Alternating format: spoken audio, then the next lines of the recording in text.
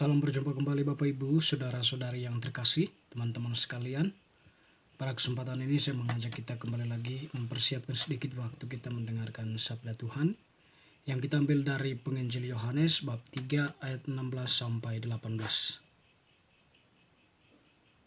Karena begitu besar kasih Allah akan dunia ini, sehingga Ia telah mengaruniakan anaknya yang tunggal, supaya setiap orang yang percaya kepadanya tidak binasa, melainkan beroleh hidup yang kekal. Sebab Allah mengutus anaknya ke dalam dunia bukan untuk menghakimi dunia, melainkan untuk menyelamatkannya oleh Dia.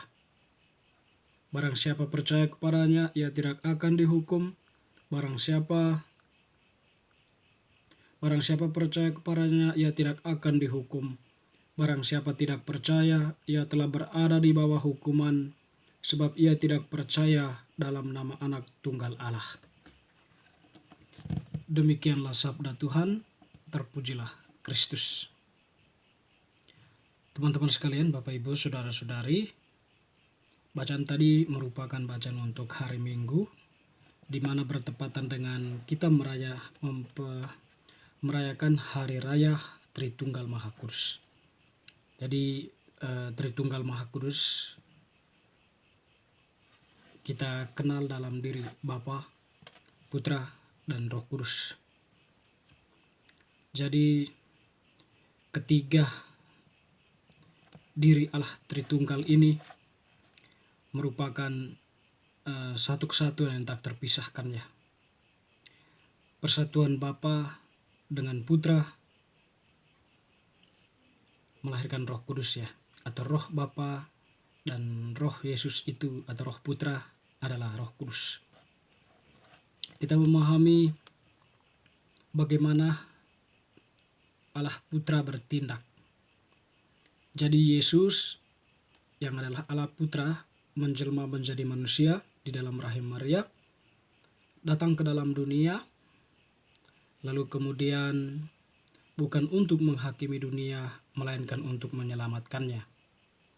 Dengan demikian misi dan tujuan kedatangan dari Allah Putra ke dalam dunia untuk menyelamatkan manusia dari dosa. Untuk manusia itu bisa melihat terang, bisa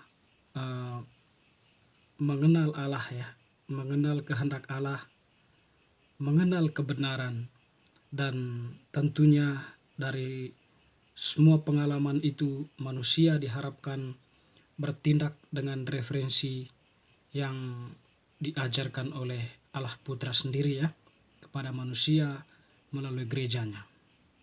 Tentu di sini setiap orang yang menerima ajaran Putra, Allah Putra itu, mereka mengenal kebenaran, kehendak Allah, dan mereka pun bertindak atas nama kebenaran itu, sehingga mereka diarahkan atau hidup mereka terarah pada hidup yang kekal.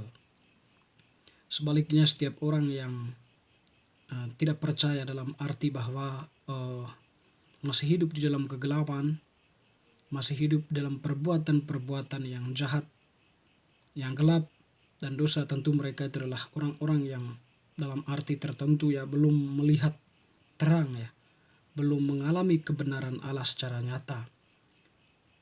Mungkin lebih tepatnya bahwa mereka itu terdorong oleh emosi mereka ya, atau terdorong oleh nafsu mereka, meskipun mereka tahu atau meskipun mereka menerima ajaran Allah melalui gerejanya, tetapi mereka menutup telinga, baik telinga hati, telinga fisiknya, sehingga ajaran-ajaran yang disampaikan oleh Allah Putra melalui gerejanya itu tidak bisa sampai meresap ke dalam diri, dihayatinya dan dipraktekkan dalam kehidupan. Tentu memang ada banyak faktor yang membuat manusia seperti itu ya. Tapi kehendak bebas manusia memang hak manusia untuk mengekspresikannya. Tetapi Allah yang sudah senantiasa menunjukkan kepada manusia bagaimana seharusnya bertindak, berbuat, berpikir ya. Setidaknya itu Allah membuka jalan bagi manusia untuk bertindak berdasarkan apa yang sampaikannya. Tentu dalam hal ini adalah kasih. Kasih, lalu kemudian kesabaran, kesetiaan iman, dan sebagainya.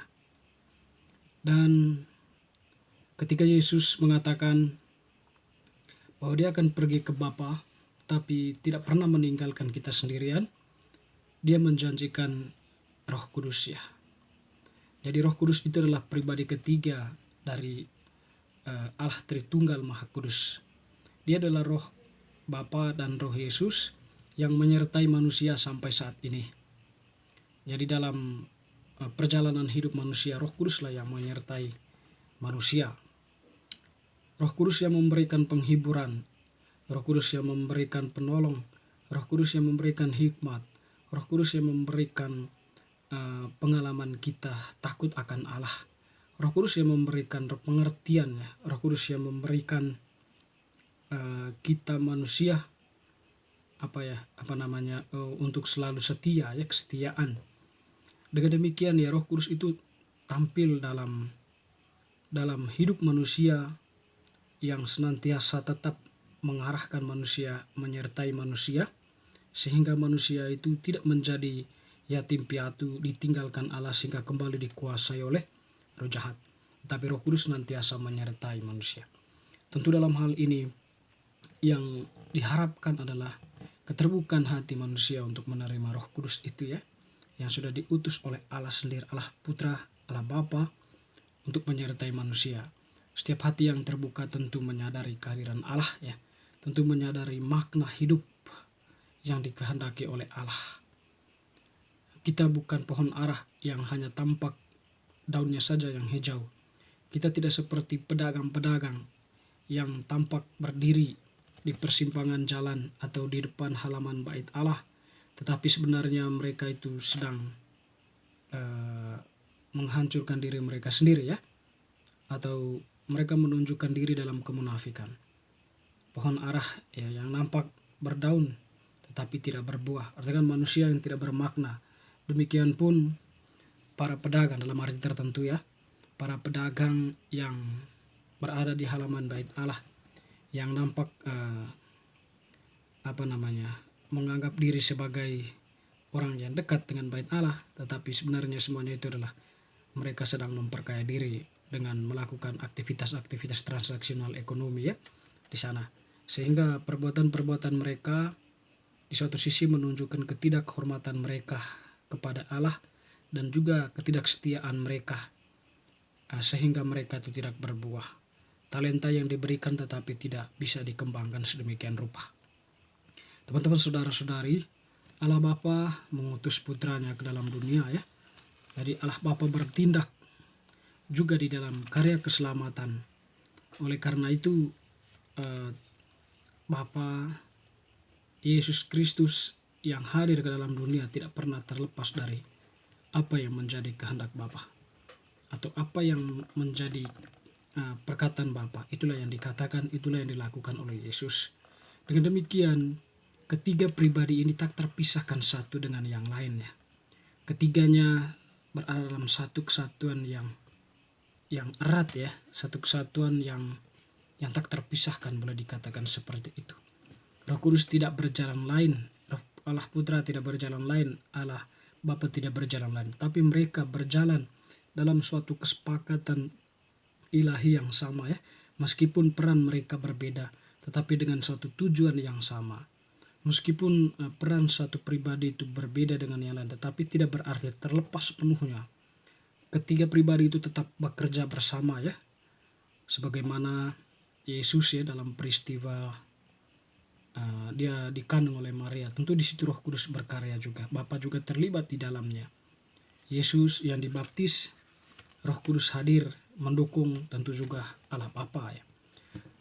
Teman-teman, saudara-saudari yang terkasih, kita sebagai gereja ya, kita setidaknya menjadi warna dari kesatuan Allah Tritunggal Maha Kudus.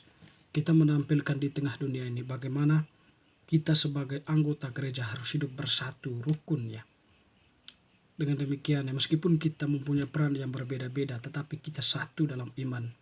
Dan juga tentunya mempunyai tujuan yang sama, yaitu kesejahteraan bersama, kebaikan bersama yang pada akhirnya adalah untuk memuliakan Allah.